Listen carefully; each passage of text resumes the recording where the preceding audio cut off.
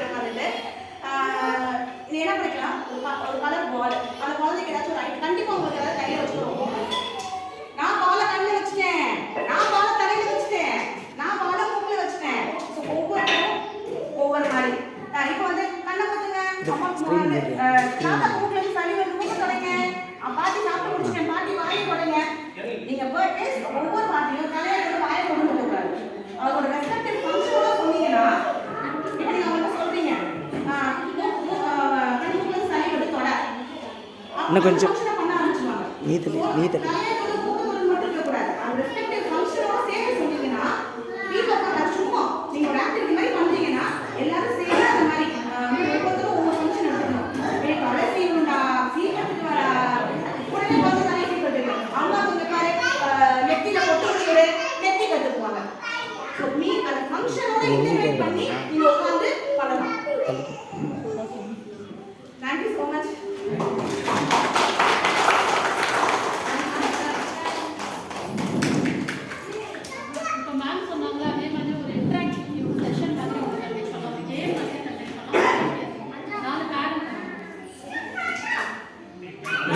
நாலு பேரண்ட்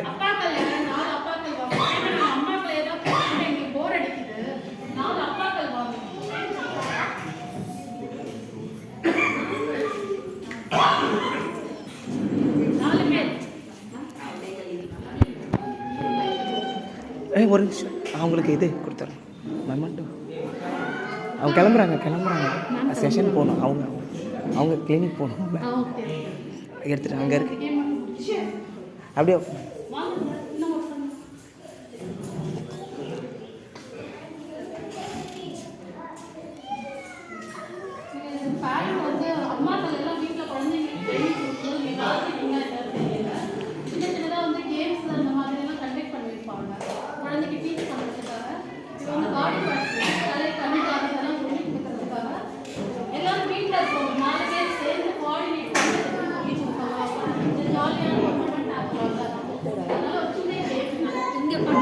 இது பார்க்குறோம். அதான்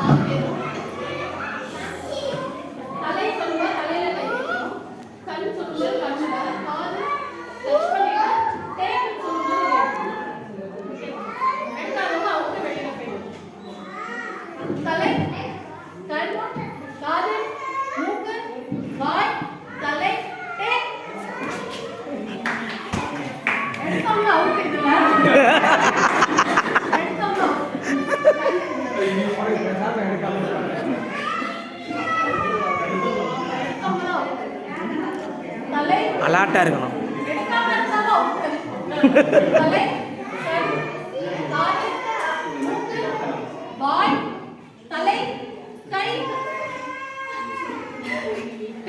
எவ்வளோ கன்ஃபியூஷன், எப்படி தொடர்றது?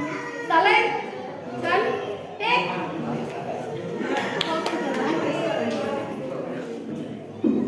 தலை கண் மூக்கு காது வாய் தலை கை உள்ள வாங்க. இது மாதிரி முடிஞ்ச வரைக்கும் வந்து ஒரு ஜாலியான ஒரு தெரப்பியாக நம்ம தெரப்பி செஷனாக வந்து சும்மா சாதாரண அந்த பாடி ப்ராக்டிஸ் சொல்லி கொடுக்குறதே வந்து மேம் சொன்ன மாதிரி ரொம்ப க்ரியேட்டிவாக பண்ண முடியும். ஸோ பேரண்ட் எல்லாரோட கோஆப்ரேஷனையும் வந்து எதிர்பார்க்குறோம். எஸ்பெஷலி வந்து அப்பாங்களோட சப்போர்ட் வந்து ரொம்ப கம்மியாக இருக்குது அப்படிங்கிற மாதிரி தான் சொல்லுவாங்க மதர் எல்லாமே. அதனால ரொம்ப எதிர்பார்க்குறோம் உங்ககிட்ட இருந்து இந்த மாதிரி கோஆர்டினேஷன். Thank you parent.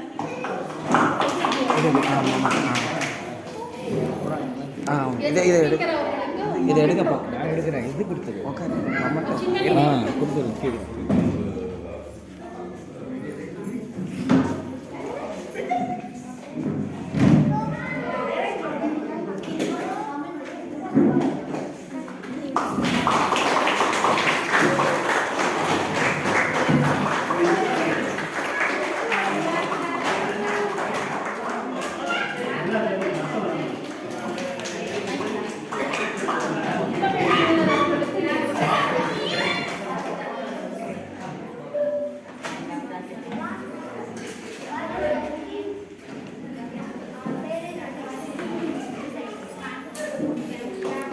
மேடம் குழந்தைகளுக்கு ஸ்நாக்ஸு ஸ்நாக்ஸ் ரெடி பண்ணி சரி சார் சாப்பிட்டு போகிறேன். நான் உங்களுக்கு பேக் பண்ணி கொடுத்துருங்க.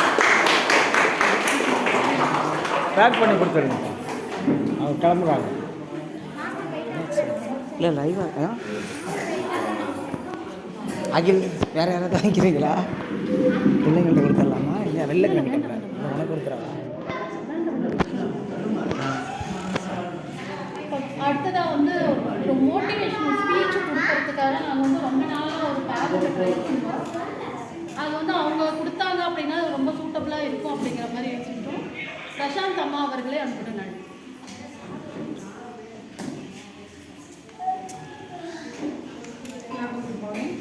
Congratulation sir. தேங்க்யூ கம்ப்ளீட் பண்ணதுக்கு தேங்க்யூ. இவ்வளோ நேரம் அவங்க சைட்லேருந்து பேசிட்டு இருந்தாங்க. தெரப்பி சைட்லேருந்து நான் ஒரு பேரண்ட். ஸோ நம்ம சைட்லேருந்து நான் பேச வந்தேன். ஸோ இப்போ என்னோட பையனுக்கு வந்து 17 இயர்ஸ் ஆகுது. அவன் வந்து 10th முடிச்சுட்டு இப்போ வெக்கேஷனல் ட்ரைனிங் அவனுக்கு நான் இன்டர்வியூ பண்ணி டயக்னோஸ் பண்ணும்போது கிட்டத்தட்ட 1.5 வயசு அந்த ஸ்டேஜில் கண்டுபிடிச்சிட்டோம். அவனுக்கு 1.25 ஸ்டேஜ் வந்து தெரப்பி ஆரம்பித்தோம். ஃபஸ்ட்டு சார் வந்து திருச்சியில் சாருக்கு ஃபஸ்ட்டு ஸ்டூடெண்ட் அவன் தான். ஆமாங்க. ஸோ இப்போ மேடம் அவங்க சொல்ல லைக் நம்ம என்னதான் பண்ணோம் அந்த இதெல்லாம் நம்ம பண்ணிட்டு இருந்தோம்ல சார். வீட்டில் தாத்தாட்ட கொண்டு போய் கொடு, பாட்டிட்ட கொடு விஷயங்கள்லாம் நிறைய விஷயங்கள் அவங்க சொன்னது மேடம் ஸ்ரீசக்தி மேடம் சொன்னது மணி எடுக்கிறதுக்கு வேலை விஷயங்கள். நம்ம பேரண்ட்டாக நம்ம என்னென்ன ஃபேஸ் பண்ணுறோம், எப்படி நம்ம அதுலேருந்து மீண்டு வரணுன்றது தான். ஃபஸ்ட்டு நமக்கு வந்து அக்செப்டன்ஸ் பண்ணணும். ஃபஸ்ட்டு இந்த கொஷின் வந்து நமக்கு ஏன் பதில் இல்லை. ஸோ இல்லாத கேள்வியை நம்ம தேடி அலைஞ்சிருக்கிறதுல டைம் வேஸ்ட் பண்ணவே வேண்டாம். ஸோ வந்துருச்சு. ஸோ எப்படி நம்ம அதை அட்ரஸ் பண்ண போகிறோம்? நம்ம இது ஆக்சுவலாக இது வந்து நம்ம தெரப்பி ஒரு சென்டர் போகிறோம். அதெல்லாம் வந்து ஆக்சுவலாக கைடன்ஸ் தான். நம்ம அவங்க கைட் பண்ணுறாங்க. முக்கால்வாசி நேரம் குழந்தை நம்மளோட தான் இருக்காங்க.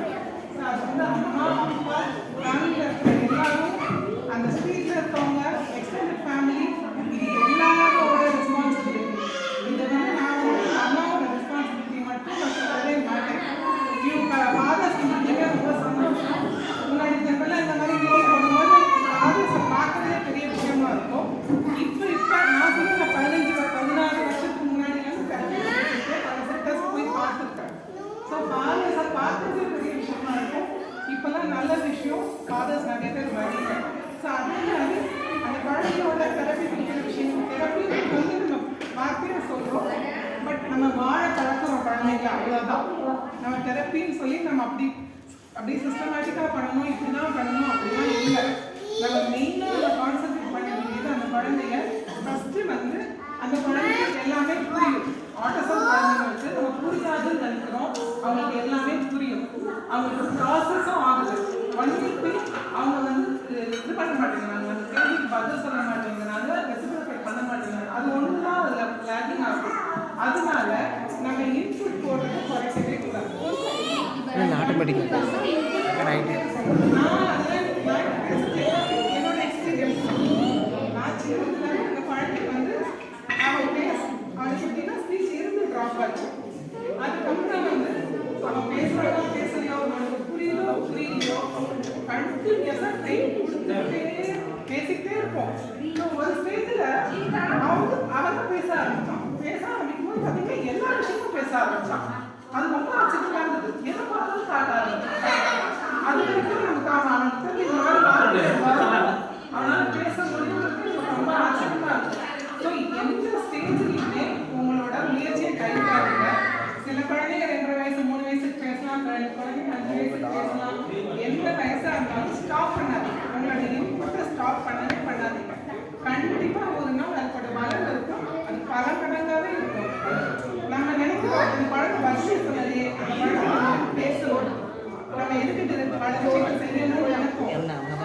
ரொம்ப ரொம்ப டிஃபிகல்ட்டான ஒரு ஸ்பெஷல் சைல்டோட பேரண்டாக இருந்து இந்த சொசைட்டியை ஃபேஸ் பண்ணுறதுன்றது ரொம்ப ரொம்ப டிஃபிகல்ட். அடுத்தவங்க சொல்லிட்டு யூஸியாக சொல்லிட்டு போவாங்க. இன்னும் தெரபிஸ்ட் சைடில் இருந்து கூட அட்வைஸ்மெண்ட் தான் வரும். அந்த நம்ம ரிலேட்டிவ் சைடில் இருந்து கிரிட்டிசிசம் வரும். நீ வந்து செல்ஃபோன் பார்த்த, எங்கள் காலத்தில் செல்ஃபோன் இல்லை லக்கி. இப்போ பேரண்ட்ஸ் வரக்கூடியதான் நீ செல்ஃபோனை கொடுத்துட்ட சின்ன வயசுலேயே, அதனால தான் அவன் ஆட்டிசம் செல்போன்னால சில ஃபீச்சர்ஸ் வந்து பேசுறது டிலே வேணா ஆகலாமே தவிர டெவலப்மெண்டல் டிலே வேணா ஆகலாமே தவிர ஆர்டிசம் வந்து செல்போன் கொடுத்ததுனால தான் வந்தது. இந்த மாதிரி பலவிதமான பேச்சுக்கள் நம்ம வீட்டில் இருந்து பக்கத்து தெருக்காரங்க இருந்து வெளியில இருந்து இதை பத்தி கேட்கவே காலப்படாதீங்க. யாருமே வந்து நம்ம பண்ண போறது கிடையாது. நம்ம வந்து குழந்தைகளை வெளியில கூட்டிட்டு போட்டு தயங்கவே வேண்டாம். ஃபர்ஸ்ட் வந்து நம்ம வீட்டுல இருந்து கரெக்டா ஆரம்பிக்கணும். நம்ம காலையில ப்ரெஷ் பண்ண சொல்லுது இந்த மாதிரி வேணும் சொன்ன மாதிரி வீட்டுல இருந்து நம்ம என்ன விஷயம் செய்யறோமோ கூடவே வச்சுக்கோங்க குழந்தைய. நம்ம தோசை ஊத்துறையா போய் அப்பா கிட்ட கொடுத்துப்பா, அப்பா கிட்ட சட்னி வேணுமா கேட்டுப்பா. அது ஃபர்ஸ்ட் கேட்டு அது தெரியாது. அப்பா கிட்ட போயிட்டாலும் பெரிய விஷயம். நீ போய் அம்மா அப்பா வந்து சொல்ல இன்னொரு தோசை வாங்கிடுவா. இந்த மாதிரி நம்ம எல்லா விஷயங்களையும் ஃபுல்லாவே அந்த குழந்தைக்கு எல்லாம் புரியுன்ற நினைப்போட நம்ம ட்ரெயின் பண்ணுவோம். அது ஒரு நாள் இல்லாட்டி ஒரு நாள் அது vocabulary எல்லாமே இன்க்ரீஸ் ஆகும். நம்ம பேச பேச பேச அது எல்லாத்தையும் காமிச்சுட்டு இருக்கோம். ஒரு நாள் இல்லாட்டி ஒரு நாள் நமக்கே ஆச்சரியமா இருக்கும், உனக்கு இவ்வளோ விஷயம் தெரியுமாடா. இவங்க இப்போ வந்து எனக்கு 2வது ஸ்டாண்டர்ட் ஃபர்ஸ்ட் பையன் இப்போ காலேஜ் படிச்சுட்டு இருக்காங்க. ஸோ அப்போ அவன் வந்து இப்போ சொன்னா நான் வந்து எனக்கு வந்து நெக்ஸ்ட் இயர் நான் காலேஜ் இப்போ ஆக்சுவலாக நான் 12th முடிச்சு காலேஜ் போகிறேன் அடுத்த வருஷம் படிப்பேன். நான் ஒகேஷனல் ட்ரைனிங் தான் கொடுத்துட்டு இருக்கோம். ப்ளஸ் என்ன பிகாஸ் நாங்கள் அவங்களோட ஃபோக்கஸ் பண்ணுறது வந்து அகாடமிக்காக